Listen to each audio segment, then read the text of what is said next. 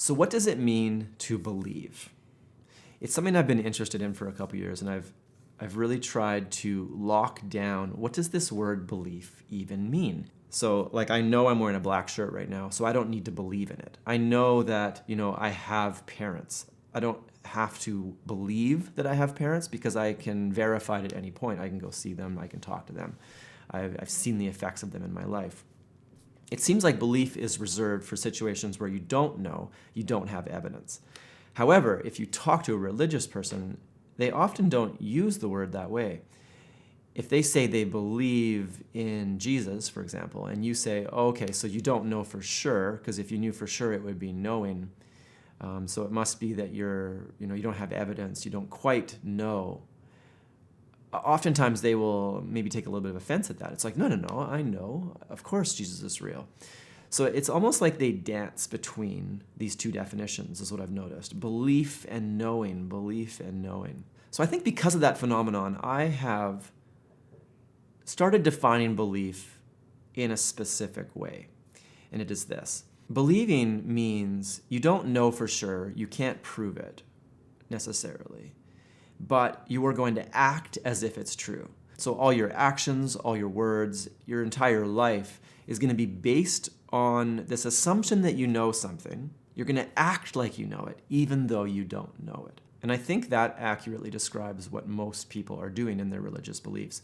Because if you ask them, well, is there a chance that you're wrong? And they're like, no, there's no chance. It's because they've actually taken the step to choose to treat it like it's true.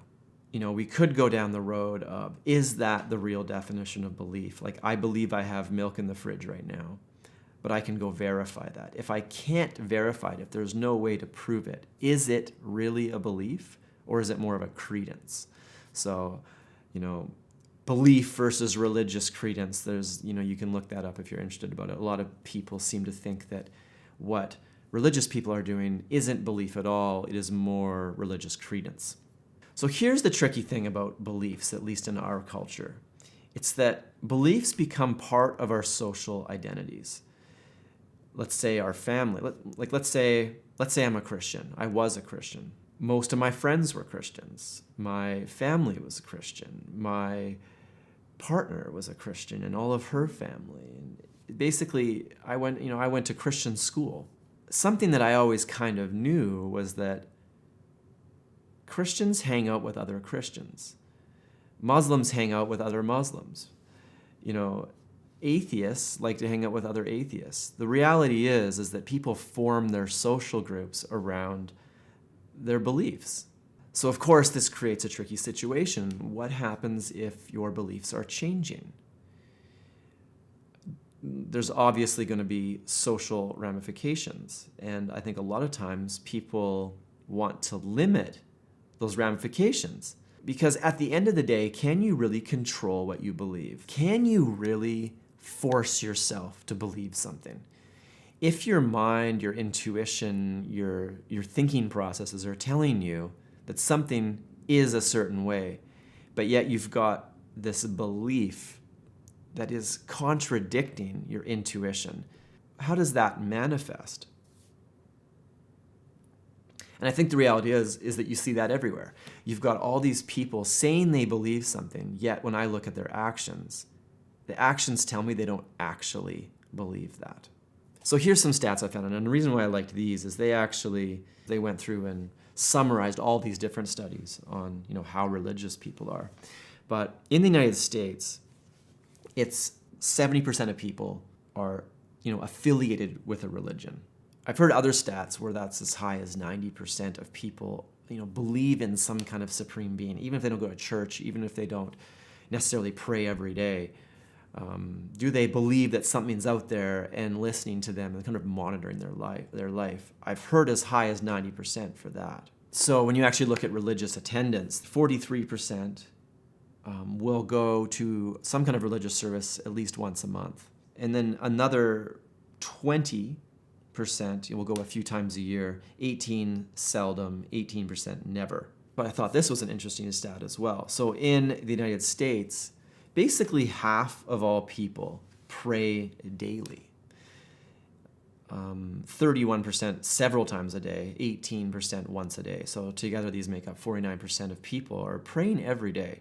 Another 21% will pray weekly, and 28% of the population pray seldom or never. So the people who pray never are only 16% of the population in the United States. The reason why I think that's interesting is you've got all these different stats of people saying how religious they are, but yet at the end of the day, only 16% of people are not praying. So the reason why I wanted to mention this is that these stats kind of prove that not believing in anything is actually a minority. Let's say around 15% of the population in the United States. So let's just say for a second that these 15% that don't believe in anything are atheists. I mean, if you actually look at how they describe themselves, some people call themselves atheists, some say agnostics, some say not sure. But the interesting thing about the definition of an atheist, which is an atheist, which means you're not a theist. So if you're not one of those things, technically you just are an atheist. I think there's a lot of people that don't really like to use the word though, so they don't call themselves that. But at its root, what is an atheist? An atheist is just a person who doesn't buy it. They don't believe. So I actually heard some pretty interesting stats that they actually asked people to rate trustworthiness amongst a bunch of different groups, Christians, Muslims, atheists. And what they found was that in the United States, religious people trust atheists about the same as they trust rapists. So in the United States, it seems clear from the stats that to be a non-believer is a minority, and you will probably receive at least a good amount of prejudice if you identify as that. You will be trusted about the same amount as a rapist by a good portion of the population. Somewhere between 50 to 70% of the population are not going to trust you for saying, you know what, I don't believe that. So the reality is, for many of us who have actually admitted that we don't believe that stuff anymore, you can go on YouTube and find all kinds of people that have sort of come out publicly as saying, you know what, I used to believe that and I just don't believe it anymore. So if you actually go on the internet and listen to the stories of people who used to believe and no longer believe and had to tell some kind of community that they no longer believe, you will quickly realize this is a very difficult process. And I think as a result, there is actually lots of people living in this kind of cognitive dissonance where they're pretending to be religious, be a Christian, be a Muslim. They're pretending, they're going through the motions, but inside they don't actually believe it. For myself, this was probably a few-year process as I slowly decoupled from things and admitted, I don't think I actually believe that one little tidbit anymore. And over time, these tidbits add up until one day you realize all at once, I don't believe in this anymore. And I remember when I admitted that, how strange it was. But at that point, I was only admitting it to myself. How do I admit this to other people, right? And that, again, took another amount of time. It probably took a couple years where I kind of pretended to fit in with these people. And I would start discussions with them now and then or have little arguments about, details. But at the end of the day, I didn't believe and I didn't really tell them. So if you have to come out as an atheist, and by atheist I just mean as a person who no longer believes, the word agnostic is a funny word to me because it kind of sounds like you just don't believe. You don't have enough information to know. Well, that kind of means you don't believe. So if you have to come out as an agnostic or an atheist, it kind of suggests that you're living in a situation where it might be a little dangerous or at least socially uncomfortable to do that. So I looked this up. There's actually 13 countries in the world right now that will kill you if you admit to being an atheist. It's actually in their laws that you will receive the death penalty for admitting that you're an atheist. And I mean, that's just mind-boggling to me. So here's me over here. The worst thing that happens to me is maybe I lose some friends. Maybe my family doesn't really want to hang out with me anymore. But there's actual people where they could lose their lives for admitting that they don't believe. And so there's 13 countries that will kill you, but then there's many more countries that have serious ramifications for leaving the religion. So I was actually chatting with somebody from one of these countries actually recently. He messaged me and he was telling me about how someday he would like to admit it because he was a Muslim. He's not anymore. He no longer believes. And he was telling me about that challenge because he's not allowed to admit it. Otherwise, his life could be in danger. And I just think that is, I don't know, it's just ridiculous to me that governments want to force people to believe, right? Which is, you don't know something is true, but we're going to force you to act like it's true. So you may not live in a country where you're going to get the death penalty, but even in Western cultures, there's serious ramifications for people who leave their belief systems. Like people's marriages fall apart. I can sort of attest to that. I grew up as a Christian. I was married as a Christian. So if you're with somebody that is tolerant of your values changing, maybe you'll be okay. Or maybe somebody whose values change, maybe your values change together. That's probably the best situation for a relationship. But what if you're with somebody that is terrified of your new values? That's going to harm the relationship. Relationships fall apart because of somebody's beliefs changing. You've got parents who disown their kids. You can lose friends. You can lose entire communities of friends. I've even heard of people losing their jobs when they come out to their boss that they are no longer a believer. So I've received a couple audio questions that are asking me, how do I tell people that I no longer believe? Like, it sounds so simple, right? It sounds like you should just be able to say, I no longer believe that. And everybody goes, oh, okay. But it's not that simple.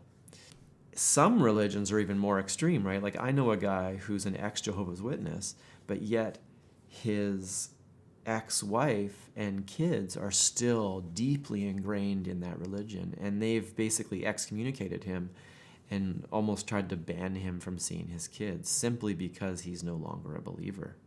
So first off, why would you want to tell people that you no longer believe? Well, for me, it's sort of a matter of authenticity. I think it is damaging to one's mental state, mental health, to pretend to be something you're not.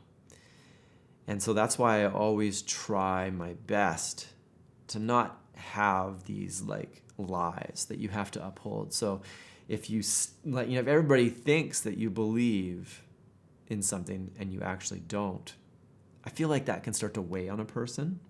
But that being said, if you don't feel like a fraud, like if it doesn't really bother you, and I actually know people like this, they're just pretending to be part of the religion, even though I know they don't actually believe it. And I know this because I've asked them some questions, and the way they answer these questions tell me that they don't really believe. And if you don't feel like a fraud, if it doesn't bother you to kind of just fit in, then maybe you shouldn't tell anybody. Maybe you should just keep going along like that because it might be the easiest thing. However, if you are like me and you don't want to live like that, I've got some tips on how to basically accomplish this goal. How do you tell people that you no longer believe? So my first piece of advice here is don't go cold turkey on somebody. Basically, they think you're like a devout, Bible-believing Christian, and then one day you're like, hey, Mom, I'm an atheist. I'm not going to church anymore. That's going to hit somebody out of left field, and it might cause problems, anger, fear. It's going to trigger all these things inside that person. There's actually this psychological process, which it's eluding my mind right now, but it's basically this concept of warming people up to something. Let's say you really want to do a particular thing that's going to be quite surprising to somebody if you just dropped a bomb. Instead of doing that, you slowly over time will leave little hints. And to be honest, I think that's what I did to a lot of people. I think maybe a lot of people weren't really that surprised in the end when I actually declared that I was no longer a Christian. It's because for the last, years before that, I was asking questions and dropping hints and saying a lot of things that maybe a normal Christian doesn't say. So that would be my first piece of advice. Try to make it a slow process. Be like, you know what? I'm going to slowly do this over the next month or two. I'm going to slowly let this person know. So the next thing I want to point out is that when you tell a family member, a close friend that is a believer that you no longer believe, more often than not, they will try to talk you out of it right there on the spot. And if you've actually gotten to this point of telling people that you no longer believe, anything that person says at that point, it's probably going to be old news to you. It's not going to be new information, and it's not like you're going to be like, wow, I had never considered that before. Like for myself, when I decided that I was no longer a Christian, at that point, I'd already read everything there was to read that I could find anyway on why is Christianity true, why is it not true. So at this point, for this person off the top of their head, just to throw out some new information is very unlikely. So the reality is they are going to be tempted to argue with you. And I think at this stage, it's really important that you don't argue. If there's one thing I've learned about religious people is that I've never changed somebody's mind by arguing with them. Not a single time. It's not like you get into a good, hard argument with somebody and at the end they're like, wow, you've really changed my mind. No, more often than not, it almost just hardens their identity even more and makes them just not like you and not trust you and almost like classify you as an other. And once somebody classifies you as the other, those people over there that we don't trust, just like I said with the stats about atheists being trusted about as much as rapists, once you get classified as that, anything that you say is no longer credible. If you do want to convince them, it will be a long process. It will be multiple conversations over months or years even. There is nothing that you're going to say in a single conversation that is going to change their mind, especially when they're in this like fear-based response thing. So you just drop this bomb on them. They will try to argue with you. I think it's really important to try your best not to argue. They might be like, well, you should believe in God because of X, Y, and Z. And I think it's best to keep it simple and be like, this has been a long process for me with a lot of consideration, a lot of reading. And we can talk about those things if you like going forward. But for right now in this conversation, I just want to keep it simple and let you know that I have decided to do this. So the second thing I think we should keep in mind as we have these conversations, if it's somebody that really deeply cares about you, let's say it's your parents, they will blame themselves. So I actually watched this hidden camera that somebody had put as he told his mom that he was no longer a Christian. So I thought that was really interesting. One of the first things that she did was like put her head into her hands and start blaming herself, that she must have done something wrong. She didn't raise him properly. Maybe she allowed him to do things that, she shouldn't have allowed him to do. Immediately it becomes this blame thing, especially for a parent. And to be honest, I'm not sure that I can really blame them for doing that. If you actually believe in this religion, and that if you don't believe in it, you will spend eternity burning in hell. Like if you actually believe that, to hear your child say that they are choosing that over eternal life with you in heaven, I mean, it would have to be extremely distressing and almost a type of mourning that would happen as you mourn your child's eventual demise, right? So I think it makes complete sense for people who truly believe to be extremely distressed. So you have to keep this in the back of your mind that they are worried for you at this point. Is their worry based on anything real? Maybe not. But I think the important thing for us to do in this situation is to reassure these people that it is not their fault. There's nothing they could have done or said or not done that would have changed this outcome. This outcome is more a logical decision based on all your experience and all your research. And I think it's best to let people know that really they didn't have a part in your decision. So going back to what I was saying there about being scared of your demise into hell. I mean, I'm not trying to target this directly towards Christianity. It could be any religion, but I came from Christianity, so the examples I have will probably be based on that. The funny thing is about Christians and atheists is that Christians, like I said, are extremely untrusting of atheists. There's all these preconceived ideas about what atheism is and what those atheists are like. Oftentimes they're kind of perceived as like lost, as unhappy people, maybe people that don't have any morals. There's no moral grounding. They must just be able to do whatever they want, right? Because there's no God telling them what's right or wrong. And the problem is, as you begin to identify as a person who doesn't believe, it's going to be very hard for them not to project some of these things onto you. And they might start to assume that the only reason you're saying this or doing this is because you must be depressed or you're unhappy. And it's almost like they will start to treat you like you are those things, because if you were in a good place, you wouldn't be doing it, right? So the next thing to keep in mind is that oftentimes when you tell people that you no longer believe, they will assume and start to look for things that might have poisoned your mind, because that's how they see it. They'll be like, you were on the right path until you started listening to that music or watching that kind of TV or movies, or you started hanging out with that person. Those people kind of pulled you off the path. And there might be this temptation for them to criticize those things and try to get you to stop partaking or listening or watching or hanging out with those people. Again, the solution to this is to reassure them that all those things had nothing to do with it. This is more of a logical process than it is just some whimsical thing that maybe some music happened to like take you away from God. At least for me, and it's sort of like the quote that says, the path to atheism is littered with Bibles that have been read cover to cover. It's because many people that leave the religions, myself included, before I did it, the amount of research and reading that went into it, is that the reality is I probably know more about Christianity, I know more about the Bible than 95% of Christians do. So another thing to keep in mind is that as you tell people, they may manipulate you.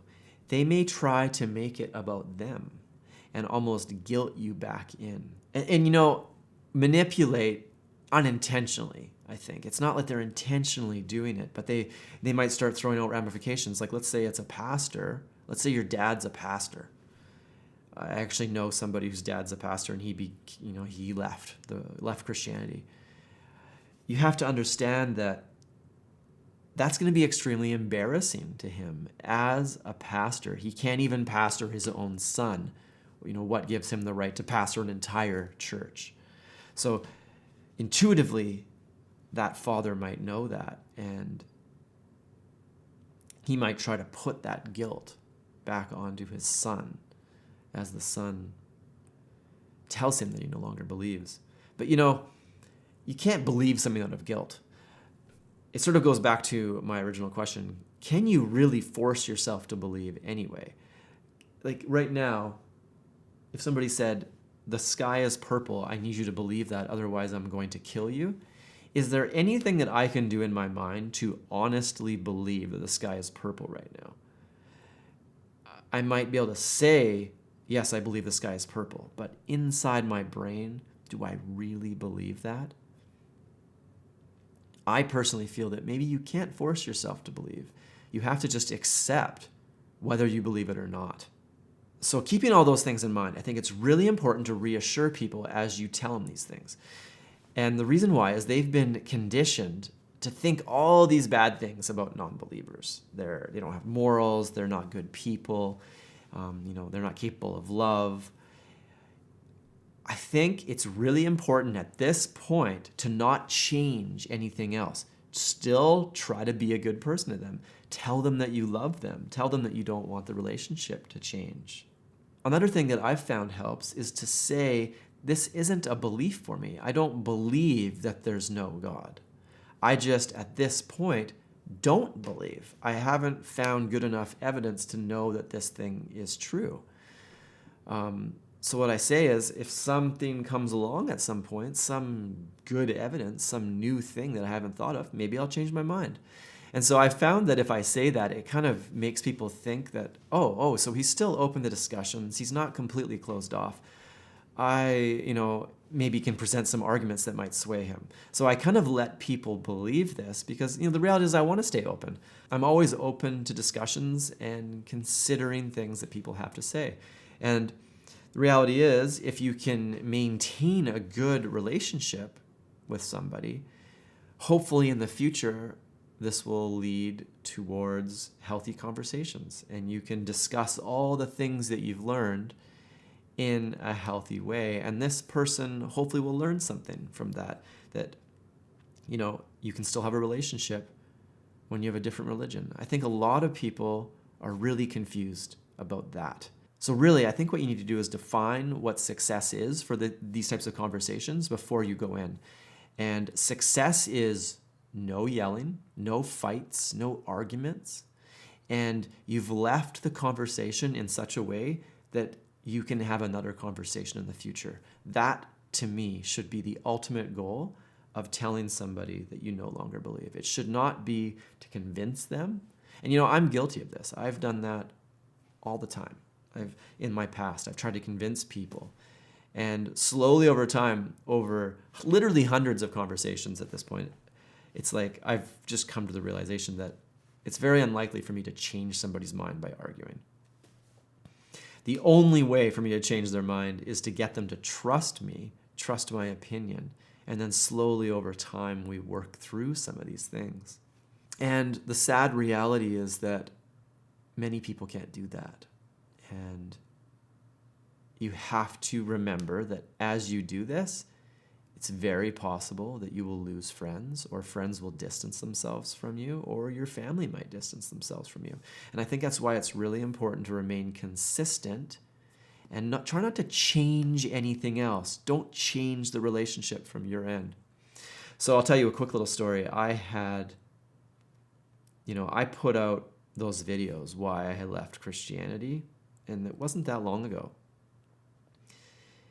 I hadn't even told most people in my life that I wasn't a Christian anymore. And I think that a lot of people kind of found out from that video. So it kind of went through my community, and now it seems like a lot of people know. And a lot of people are really cautious of me now as a result. But it also helped me to find out who my real friends were.